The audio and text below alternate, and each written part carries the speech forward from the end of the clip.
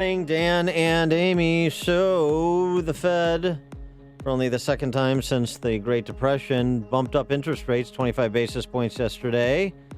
Is that a grand concession that quantitative easing has been an abject failure? Why don't we put that question to our friend and Fox Business News contributor, Scott Shellady, the cow guy, Scott the cow guy, Oh, I love him. who joins us now. Scott, thanks for being with us. Yeah, good morning. Thank you. So what's the interpretation of the quarter percentage point interest rate hike by the Fed yesterday? Well, I mean, you kind of kicked it off in the right direction there. I mean, we've had monetary policy, and arguably that's failed. We're still growing at less than 2%. We put people back to work, but we're trying to salvage our economy with $15 an hour jobs, not real true manufacturing jobs, and that's not working. So we've turned to fiscal policy, and that's what Trump's been kind of beating his drum with. It hasn't really come through yet. But I'd argue there's a third policy, and that's the mental policy. And I think we're seeing a little bit of the animal instincts being unleashed because of maybe this new president-elect coming in and doing something different than the last 8 years. And there's a little bit of a different feeling on the street. I'd say that with this interest rate hike, while some might say it could hurt homeowners and it might even help savers, but or slow the economy down, I think that with 7.5 years of 0% interest rates, we couldn't get people to buy houses, okay? So that was perverse. But now the flip side of the perverseness is now people are actually thinking that the economy is getting better because we're raising interest rates. So we might actually see a little flurry of activity here as this interest rate rise hits the street, and now the Fed has predicted not just 2 but maybe 3 next year in 2017. But I always take what they say with a grain of salt because they predicted that we would have 4 this year, and we just had our first one yesterday. So what does it mean, though, for the average consumer if you have an adjustable mortgage rate, if you have a balance on your credit card, if you're trying to get a car loan? What does it mean for us? Amy, it's only 0.25%, so it shouldn't really mean that much. And, nobody's really talked about this, is that if he raises interest rates even, say, a point or even 2%, I mean, if we have the tax cuts come through that he says he's going to do, there's going to be a much bigger bump to the economy in a good way with the tax cuts than a negative way with these interest rate hikes. And interest rates have been so low for so long. Even 0.25% on a lot of money really adds up to only one meal out, a month. It shouldn't really affect the economy too much. And actually, like I said, mentally, a lot of folks are seeing this as a good thing, and that we might be doing better than we thought, and the economy can actually handle it. Well, and you've had a couple of fairly substantial announcements in the last week. CEO of U.S. Steel saying he's prepared to expedite investments and hire back as many as 10,000 U.S. workers, and then IBM announcing in advance of yesterday's meeting with the tech execs, 25,000 new U.S. jobs over the next 4 years, 6,000 next year.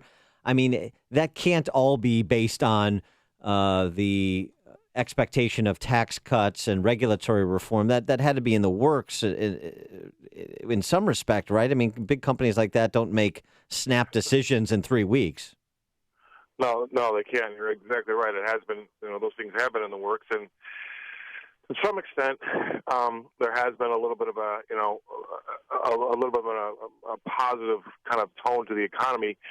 And we try to measure it with GDP, the gross domestic product. But you know what the GDP doesn't measure, Dan, is it doesn't measure negative decisions. I mean, to not do something is still a decision. So to not hire that 50th employee and then start your Obamacare nightmare or the 52nd employee, it doesn't measure those decisions, even though they're negative. Well, now what a lot of the guys that we speak to and some of the real smart folks on the street are thinking that, you can't really quantify what these new positive decisions would do to the economy if a lot of CEOs start to make that call to hire that person, to build that plant, to retool with a new equipment, what really that could do to the economy. I mean, Stanley Druckenmiller, who's a very, very intelligent man, is looking for something like, 5 or 6%. So that would be crazy. And like you said, these things are slowly but surely bubbling up. But I think now with this new regime and the president-elect, I think that's really taken the shackles off the economy, and away we go. Now there's going to be a bumpy ride. I mean, he's got some learning to do, but at least it seems though the air is a little fresher. What do you think of Donald Trump inserting himself in the carrier deal? I've got two. It's is a feel-good story, but it's also a slippery slope. So I'm in two minds about that. I mean, it'll be a full-time job to insert himself in every decision for every firm that feels like they need to go abroad. And there are sometimes benefits to us to have things made cheaply or cheaper, much cheaper. I mean, the difference is it's as wide as $35 to make something here versus $5 to make it in Mexico. I mean, that's a huge, huge difference. It's going to be hard to overcome by just beating our chest and having our jobs stay at home. So I'm in two minds about it. I think it's nice to see the effort, and I think the electorate likes to see somebody that actually cares and is going to do something. But at the same time, it's a real slippery slope. Well, what was your impression of the tone he struck with those aforesaid tech execs yesterday, most of whom did not support Donald Trump and did not support him openly and notoriously, particularly when you've got an Eric Schmidt in the room who is basically the data guru for the Hillary Clinton campaign. But his tone was rapprochement. I want to help you. I want to focus on innovation. And that should send a positive signal to the street, right? Yeah, it does. I mean, I'm a little old school on that, Dan. I mean, part of me wonders if those techies have no pride. Number two is I hope they took the service elevator up. And then number three is, I think it makes the president-elect look very good that he's still willing to embrace those people after a lot of the things that were said and all that was done against him. So, that's him doing a good job showing that he's going to be able to reach across the aisle, whether it may be Democrat or Republican or it might be, the tech industry versus the healthcare industry. But, that makes him look really good, and I think it makes them look really bad. Do you have any concerns about Elon Musk being added to his kind of well, it's not really ad hoc. It's an advisory council of CEOs. I don't know. Some of these things turn out to be kind of honorific, do-nothing committees. But nonetheless, Elon Musk, bringing him in, Elon Musk has got a couple of billion-dollar companies that are basically propped up by federal subsidies. And do you worry about mercantilist policy, not just a one-off deal like Carrier, but extending like venture capital at the Department of Energy and those sorts of things that were central to the Obama administration approach to energy policy and innovation? There's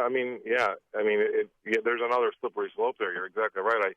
I mean, he's got a great mind, but you're right on the head with the fact that if the government didn't have a hand or prop him up, the things that he was doing would be out of business by now. So he's relied heavily upon it. It's nice to have a great mind, and he might be out in front of a little bit too far ahead of us, and that's why some of these things don't catch on and don't work. There was 105 car manufacturers in 1904, and we basically have 3 today here in the States. So he's a little bit ahead of his time, and it'd be nice to hear what he has to say, but you're right. It's a little bit dangerous. I mean, I also wrestle with this fact of, could it be possibly cheaper to have the government prop up some of these things or like, the concessions that they gave to Carrier than letting those jobs go while watching all those people go on the dole and having the government have to pay for all those unemployment benefits? Who's going to do a big study on that to find out, hey, is a tax break to a carrier, is that going to be cheaper in the long run than it would be to support all these people on government benefits because they don't have jobs? I don't know, but those are the types of things that we get talked about. What's your reaction, and what do you think the impact is of Trump focusing on bringing in doers into his cabinet, doers in the private sector, business people, particularly the choice of Rexon, as I have now termed him, and will soon popularize. Right. As Secretary of State, I mean, that's a geopolitical role. It's a foreign policy role, but obviously he brings his background as an oil and gas man to that job. The idea of business people, not just from Goldman Sachs, being in his cabinet, is that an encouraging sign as well? 100%. I mean, I have a family farm, so I've got an agrarian upbringing, and unfortunately, with that comes this burden of common sense.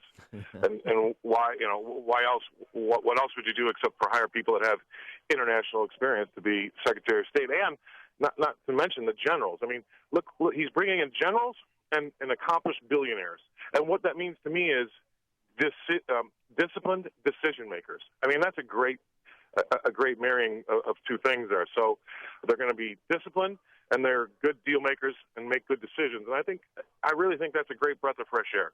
All right. He is Scott Shellady, Scott the Cow Guy. You see him on Fox Business all the time. He's a Fox Business contributor. Scott, thanks as always for joining us. Appreciate it. Thank you, guys. Have a good day. I really want to know where he gets those jackets. Yeah, Next it's time because, it's because of the family farm. Yeah, it's farming background. Exactly right. Scott the Cow Guy joined us on our turnkey.pro answer line. If you're talking about it, Dan and Amy are talking about it. It's Chicago's Morning Answer on AM 560. The Answer.